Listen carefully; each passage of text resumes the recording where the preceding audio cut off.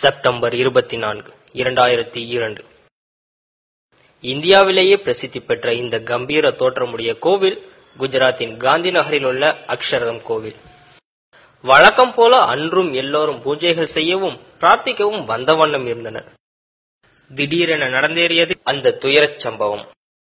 ஆம், திடீர் துப்பாக்கிச் சூடு, வெடிகுண்டு என இந்த மாபெரும் கோவிலே இரத்த சகதியில் மூழ்கியது. பாதுகாப்பு படை, தீவிரவாத தடுப்பு படை, முதலுதவி குழு என அனைவரும் வந்த வண்ணம் இருந்தனர். தேசமே பதறியது.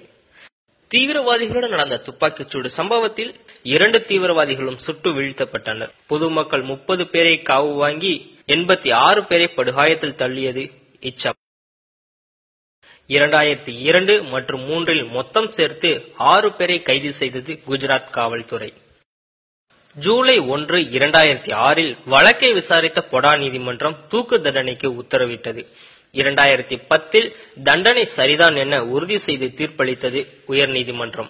இறுதியில் மே 24, 2014 உச்சநீதிமன்றம் இந்தியாவின் வரலாற்று சிறப்புமிக்க தீர்ப்பை எழுதியது. ஆம், 6 பேரும் நிரபராதிகள். இந்த வழக்கு அவர்கள் மீது இட்டுக்கட்டப்பட்ட வழக்கு. அவர்களுக்கும் இதற்கும் எந்த சம்பந்தமும் கிடையாது என அந்த தீர்ப்பு கூறியது.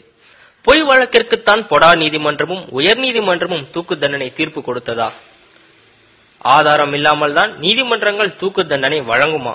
இந்த கேள்விகளுக்கு எல்லாம் 281 பக்கத்தில் அதை விவரிக்கிறார்கள் A.K. பட்நாயக், வெங்கட் கோபால கவுடா என்ற 2 நீதிபதிகள்.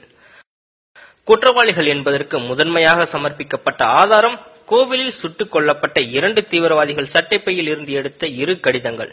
அதாவது, இப்படியாக நம் திட்டம், இப்படி செய்ய வேண்டுமென கைது செய்யப்பட்டவர்கள் எழுதிய கடிதம். இந்த ஆதாரத்தை பரிசீலனை செய்த 2 நீதிபதிகளுமே இந்த ஆதாரம் முற்றிலும் இட்டுக்கட்டப்பட்டது என்றே முடிவுக்கு வந்தனர். காரணம், கோவிலில் சுட்டு வீழ்த்தப்பட்ட 2 தீவிரவாதிகளில் ஒருவரின் உடலில் 46 குண்டுகளும் மற்றொருவரின் உடலில் 60 குண்டுகளும் சுடப்பட்டது.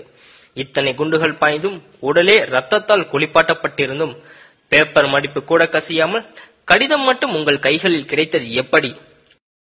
உண்மை குற்றவாளிகளை பிடிக்காமல் 6 அப்பாவிகள் 12 வருட சிறை தண்டனைக்கு பின்னர் விடுவிக்கப்பட்டனர். ஒரு வழக்கில் இஸ்லாமியர்கள் கைது செய்யப்பட்டால் அவர்கள்தான் குற்றவாளிகளாக இருக்க வேண்டும் என்ற கட்டாயம் ஏதும் இருக்கின்றதா? குறைந்தபட்சம் பொடா மற்றும் உயர்நீதிமன்றங்களாவது அந்த ஆதாரங்களை பரிசீலனை செய்யப்பட்டிருக்க வேண்டாமா? 1 வருடமா, 2 வருடமா, மொத்தம் 12 வருடங்கள். எதற்காக?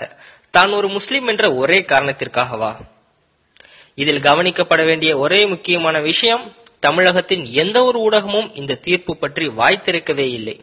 ஒரே ஒரு பத்திரிகை மட்டும் தனது நாளேட்டில் செய்தியாக வெளியிட்டது. இதே இந்த நீதிபதிகள் கீழமை நீதிமன்றங்கள் போல பரிசீலனை செய்யாமல் தண்டனை வழங்கியிருந்தால் அனைத்து நாளேடுகளிலும் முதல் பக்கத்தில் கொட்டை எழுத்தில் பொறிக்கப்பட்டிருக்கும். தொலைக்காட்சிகளில் திரும்ப திரும்ப போட்டிருப்பார்கள். வழக்கம் போல இஸ்லாமியர்கள் தீவிரவாதிகள் என்ற பிம்பம் காட்டப்பட்டு பச்சை குத்தப்பட்டிருக்கும்.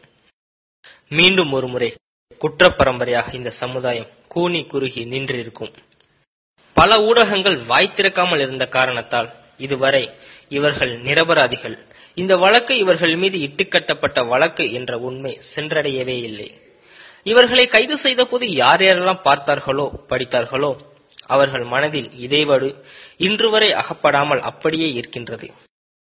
இதுவரை சொன்னதெல்லாம் ஒரு நிகழ்வு மட்டும்தான். இதுபோல நிரபராதிகள் என விடுதலை செய்யப்பட்டோரின் செய்திகளும் பெரும்பாலும் பேசப்படாமலே உள்ளது.